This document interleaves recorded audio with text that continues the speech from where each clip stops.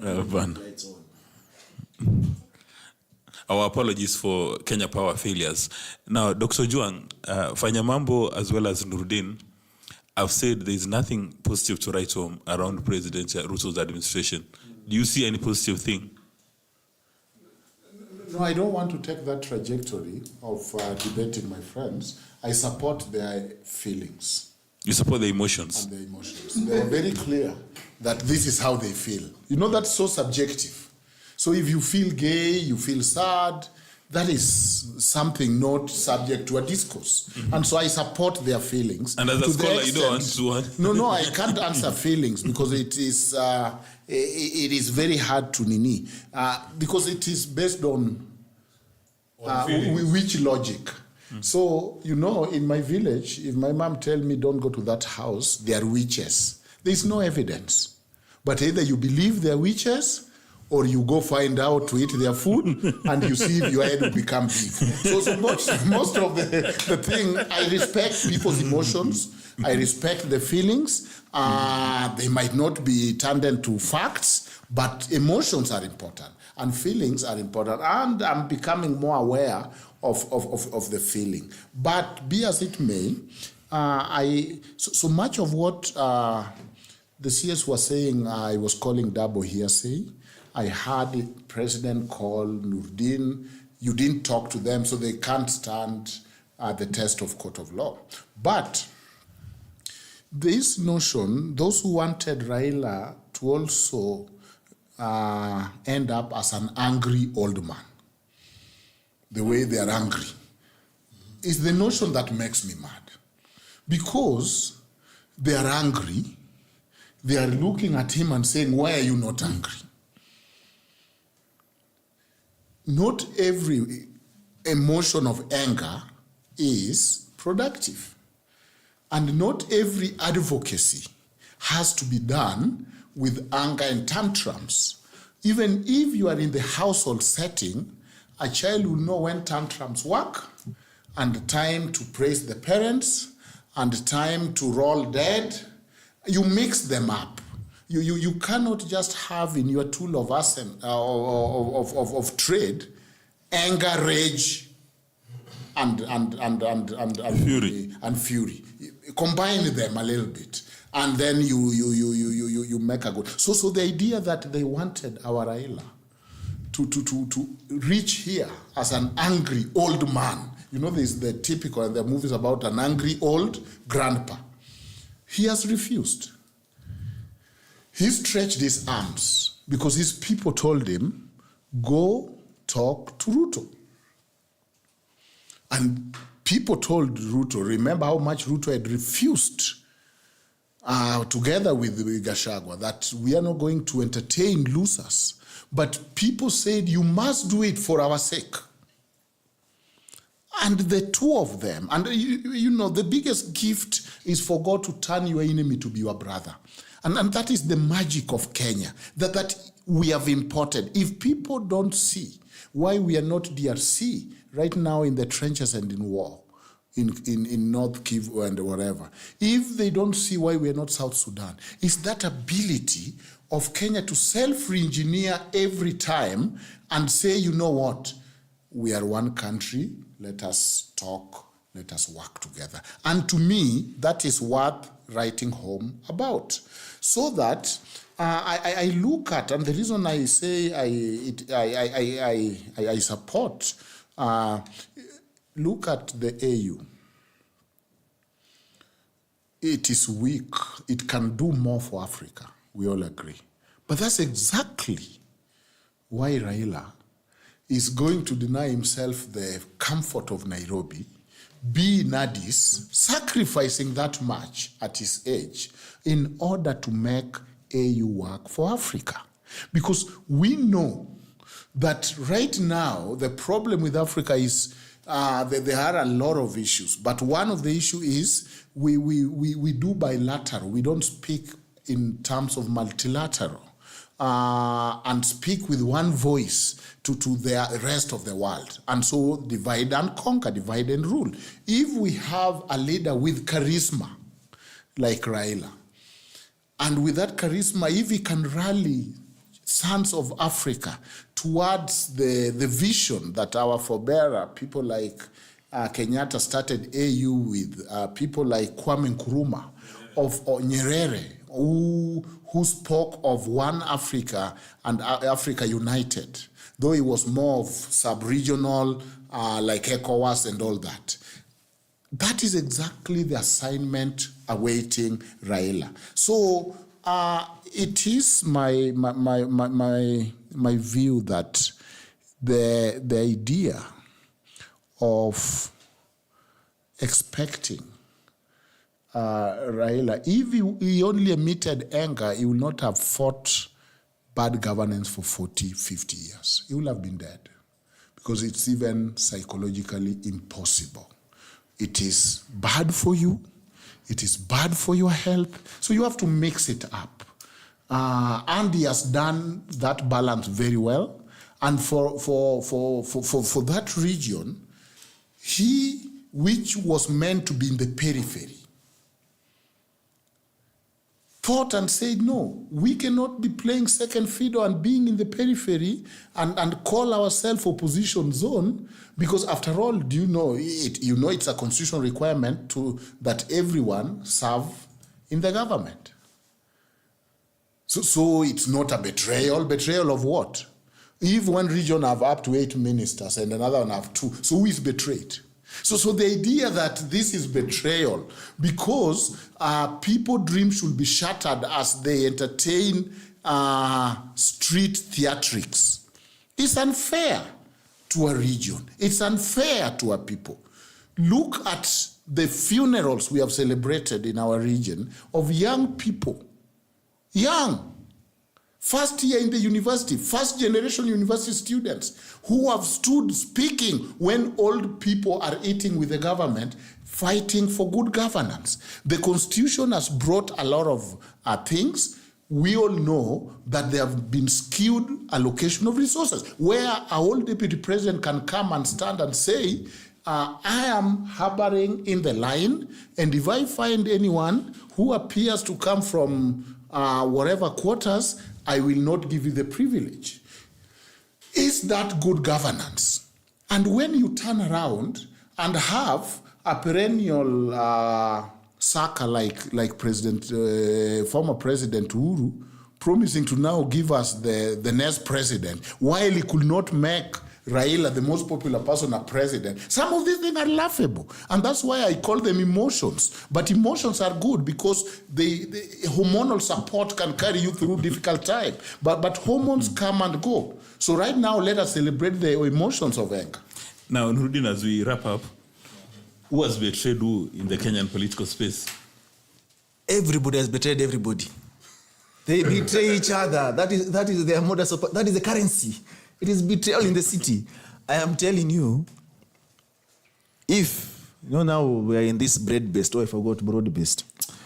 Now that they are eating bread, if things go the way they are going to go, because this is Kenya, we know you will see another betrayal. It's obvious. The same way Wamunyoro has been betrayed, he feels betrayed, all right? He can't imagine how. Do you know what it means to wake up as DP in Karen and wake up to Void of Nyoro? You'd understand where he's coming from. But I think he's accepted. And now he has gone through the healing process. Yes, he has accepted, and now he has missiles, which let him continue. Let him land. Let him continue landing the missiles. So at the end of the day, this betrayal in the city, it must happen. In this, our political scene, that's what really happens at the end of the day. And the sad reality is that when I said there are those who feel they were betrayed by the former prime minister, that is, he said, let people have their feelings. That is how they feel, all right? Because some looked up to him, and that's why they would say whatever they are saying, all right? But again, he doesn't owe anyone anything, and he can do whatever he wants to do. Do you know, actually, Raila has now been opposition leader. Raila is the longest president we've ever had. In every electionary period, he's always in government. He finds a way into government. He's never in the cold. The cold, in Kalonzo or Atambo, what the cold is. He's never in the cold, my friend. He finds a way to scheme. He schemes his way.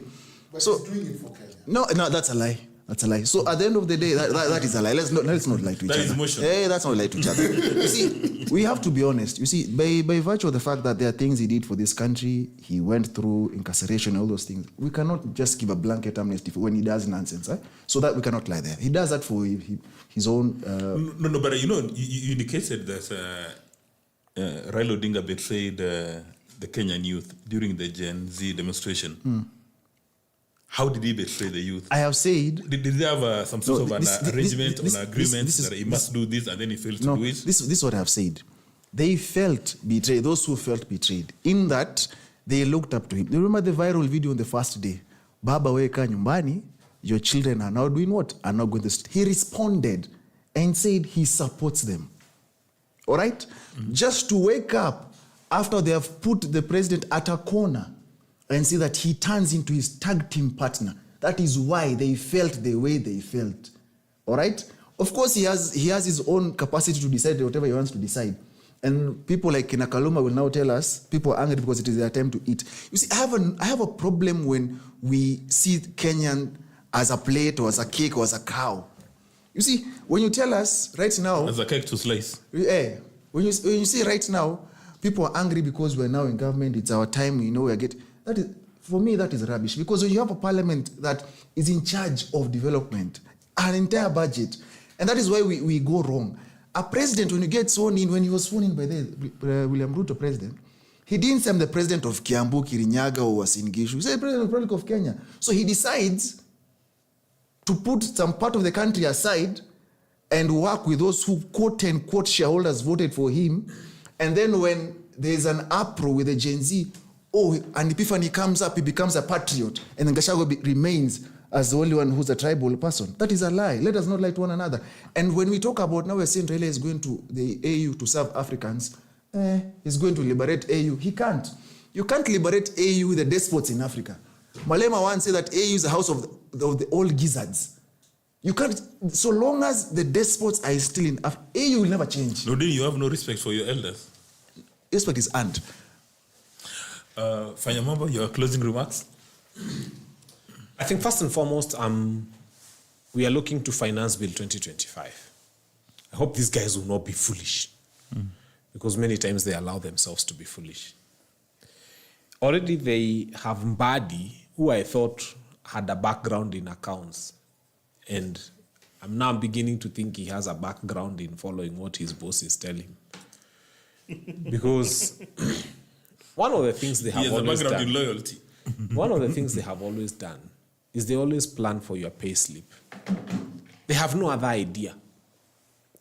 And it is worrisome for me, because my expectation would have been, Kenya would be saying, last year we made 5 shillings from tourism. How do we make 8 shillings from tourism? Last year we made 3 shillings from coffee and tea. How do we make it 12 or 13 shillings? Our finance bill is never about that. It's never about how can Kenya do business and make money. It's never about where Kenya is losing money from. It's nonsense about always tulipata 5 bob kwa account ya Kamau ama ya Otieno. How do we make 9 shillings from that same account? That is the stupidity we have in this government. And if they don't rectify the mistakes of 2024, there'll be another finance bill demonstration in 2025. I was talking to them the other day on a station. I was telling them, why, for example, is animal feed expensive? It's because the core component is protein. What is the core component? It's soya. Kenya imports 150,000 metric tons of soya. And no, we import 140,000 metric tons of soya. And we produce only 10,000 metric tons of soya. We are yet to find a government that can use common sense and say, soya is a bean. And where do beans grow? And how do we encourage Kenyans to plant beans? Because 1 kilo of soya is 100 shillings. So 100 shillings times 140,000 metric tons is a lot of money in the billions. You just need to add the zeros and you'll see how many billions those are. That Kenya loses every year because we can't plant beans that are called soya, which is used to make animal feed and which would make animal feed cheaper. Common sense departed government a long time ago. And they have a high affinity for people without common sense. They just, if you put 10 people in a room, they start by choosing the ones without common sense. And those are the ones who are appointed to be in government. And those are the ones who are leading us to these horrible decisions. That's why Finance Bill 2025, if it's going to have the same heads, I can tell you, the only thing they can think about how to make money is from taxing Kenyans. Nobody has thought about how Kenya can run as a business, or how Kenya can be a going concern, or how Kenya can raise money from any other source other than taxing Kenyans. So you're suggesting that the government has got a toxic relationship with common sense? Oh, they are not in friendly terms with the truth. They are not in friendly terms with common sense. And you know, there are only two senses. You can either use common sense or nonsense. They have never tried to use common sense. Most of the time they try to use nonsense. And that's why we are where we are. This country will improve. I'll finish by telling you this. You know, animals, ng'ombe, me, ng'ombe, mo, they have never allowed the most stupid cow to lead them. They've never. In fact, the Maasai put the bell on the cow that knows the way, the bull that knows where the river is, knows where the pastures are, and they always look for the most intelligent animal and put a bell on it, and it leads all the other animals. And when they put a bell on the most intelligent animals, the animals come home having fed, the animals come home having taken water, and the animals, because if it even knows where the hyenas are, it doesn't lead the flock to the direction of the hyenas. Now, human beings have allowed themselves to be led by the most incipient of them, and they have given the bell to them. And that's why the animals are coming back home, or Kenyans, they are hungry, they've not had water, they've not had pasture. Now, wamepitishwa mahali kuna fisi, wamekuliwa na fisi. And by the way, you saw someone who has been put in a very interesting place, chairman, in charge of now engineers, architects. My friend, what is wrong with engineers in Kenya? Why are they quiet?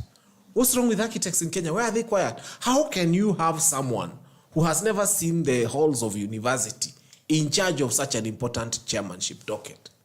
And the engineers are quiet. And then you expect us to do roads. IBK had a statement. Yeah, so on that note... But it ends there. There's a Dr. Ojwang, you've been accused of failing to lead Kenyans to the river.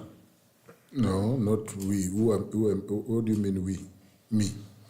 Am I a shepherd? The bell on body.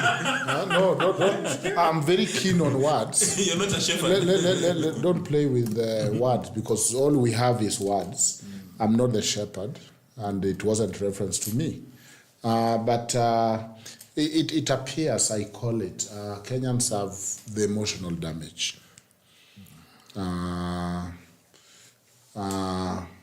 Like the ones that we are with here, Fanya Mambo, they are really, they are hurt. And the hurt people, then cannot be responsible for whatever happened after they are hurt.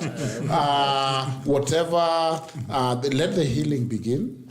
Let the healing begin, because a country's work is, a country is like a family. Not perfect family, with a lot of struggle, yes, but let the healing begin. That healing can begin by, in some way, understanding each other, working together, and of course, the sticking point, the annoying things, they can be reprioritized, and maybe the most annoying, the government can begin with the most annoying.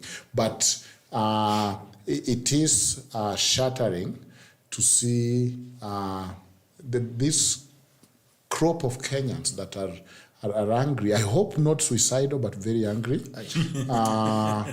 And those emotions are valid, because you know you can't debate, this is how I feel. They are as subjective as they come. But I think, and my closing remark is to say that if there's one thing Kenya government got right, and not just the government, the people, is the resolve to live together as one people. We have seen, and we don't take it for granted, that we are seeing our neighbors in arms, that Kenya had reached a very dangerous spot, but somehow I'm also a Christian. God pulled us, but also our leaders pulled us back. That there is a point of saying peace is important. That of saying, Raila, you cannot live in the street forever. That there is a point of returning and saying, let us handle this opposition differently. And I think, to me, it's not a compromise at all. It is not a settling at all. It is realizing that you can catch more flies with honey than vinegar. And that if you apply honey the way Raila is applying it, then you can see people settled and people realizing, wait a minute, we cannot be raising 3 generations of opposition children. We want people to first start by knowing we are Kenyans like anyone else. We cannot be, and this is the selective anger you see, because when we were marginalized, when we only were given 1 CS, there was peace, apparently. There was no anger towards that injustice. But all of a sudden, any attempt towards it is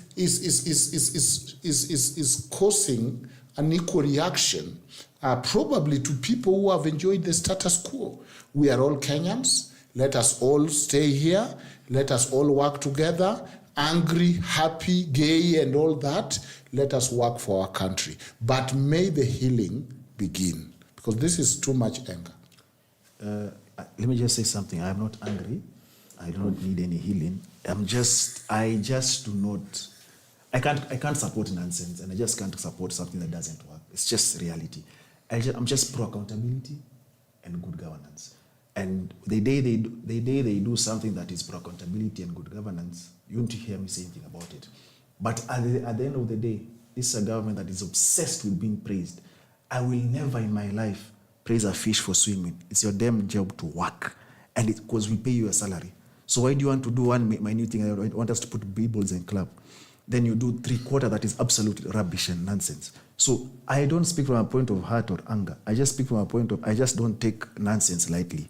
And when you try to prove that you're the best thing after sliced bread, but in evidence, you don't know what you're doing. It's more or less like guesswork. Back in the university, we used to say, kama hujasoma hujasoma. So kama hujui, maliza uende huko. But in essence, let me tell you, the problem we have with Kenya Kwanza administration is their affinity for bad. They have such incredible depths of bad. Like, you're just here talking about SHA, and you think it's painful. They arrest a woman who talks about SHA. And then you think they've gone low. They present bodies at the mortuary that have been there for 40 days. They present them. You think they've gone low enough. You hear there's Adani. They have such incredible depths for bad. They can go so deep. You cannot compete with them in terms of depth for bad.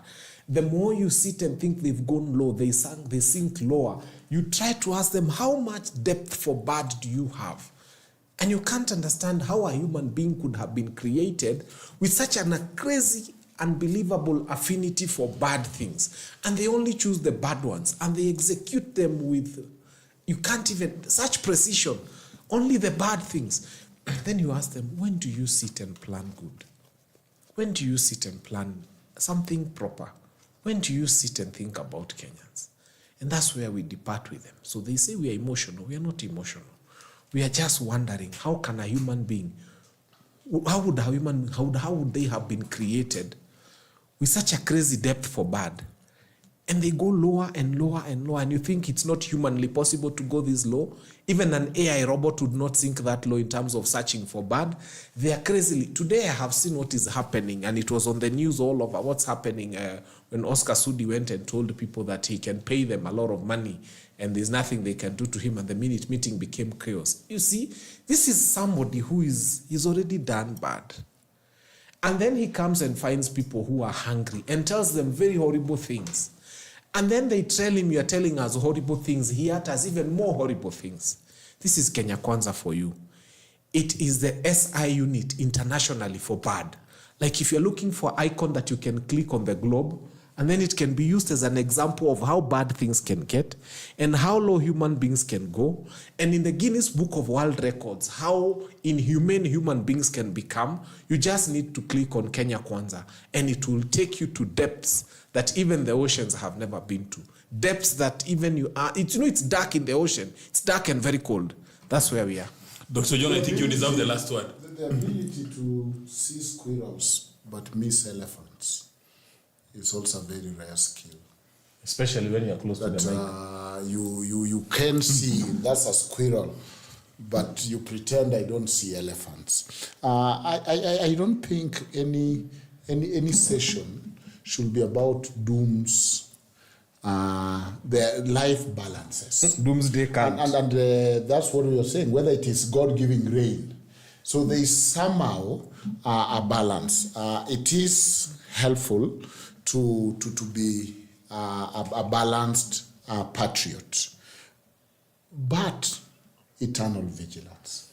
The only way we don't slide back is to always keep watch, and therefore it is important to keep internal vigilance on democracy and things like that. I'm just glad that probably Raila is not going to end up and retire as an angry old man the way other people wished for him. He is going to retire as a Pan-Africanist, talking to other head of states and fixing this continent. Whatever begins here changes the world.